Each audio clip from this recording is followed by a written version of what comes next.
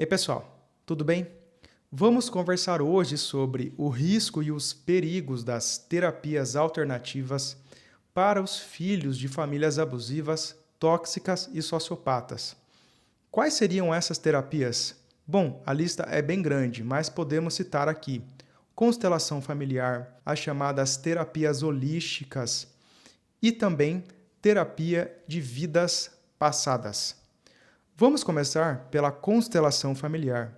Eu mesmo já participei, sou psicólogo, sou curioso e recebi vários pacientes dizendo que participavam dessa tal da constelação familiar.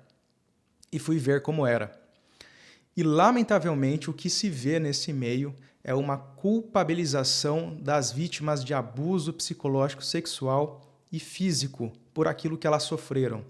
E nessa constelação familiar, o constelador pedia para que a vítima do abuso dissesse para o seu abusador, por meio de uma dramatização, um teatro, assim: você é o grande e eu sou o pequeno.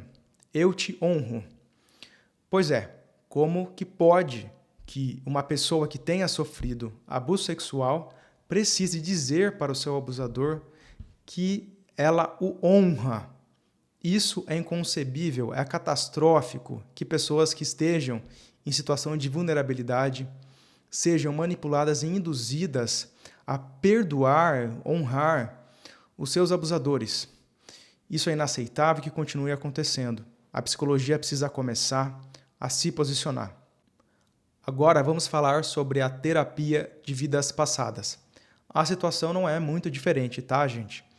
As pessoas que passam por esse tipo de terapia podem ser induzidas a acreditar que o que elas viveram nessa vida, se elas tiveram um trauma de infância, seria uma consequência de alguma situação que elas passaram em uma vida passada.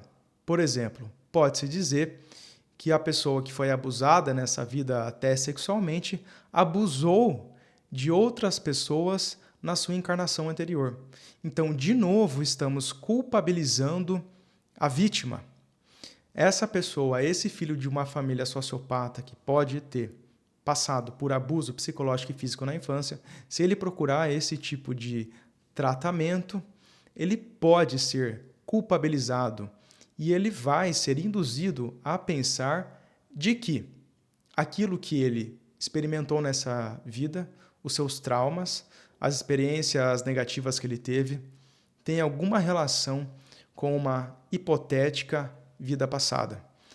Portanto, o que eu queria mostrar para vocês nesse vídeo, eu não estou aqui para falar mal de pessoas, mas eu quero discutir ideias.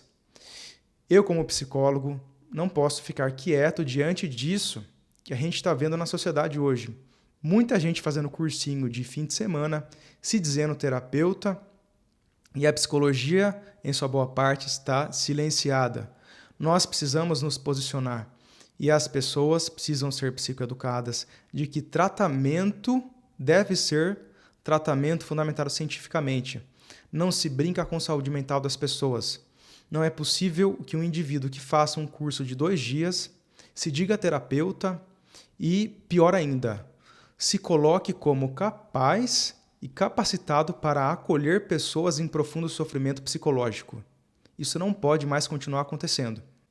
Eu considero que quando a sociedade permite que pessoas que não têm a mínima capacitação teórica prática para acolher indivíduos em sofrimento psicológico, se nós permitirmos isso, eu confio que essa é a receita para o desastre. Eu considero que as pessoas que estão em sofrimento psicológico por estarem em uma situação de vulnerabilidade podem tomar medidas desesperadas.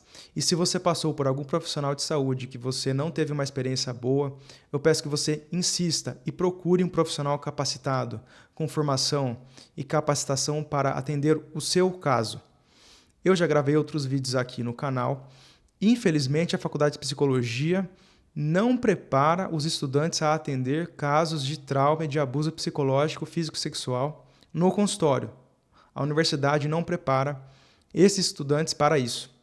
Portanto, é necessário que também exista uma mudança na formação do psicólogo aqui no Brasil, para que essas pessoas saiam da faculdade e validem esse sofrimento das vítimas de abuso psicológico, físico, que tiveram essas experiências na infância e precisam de validação, de acolhimento e não de julgamento, e também não precisam de jeito nenhum que uma pessoa que não tem o mínimo conhecimento de saúde mental diga para elas que elas são culpadas e responsáveis pelo sofrimento que elas têm.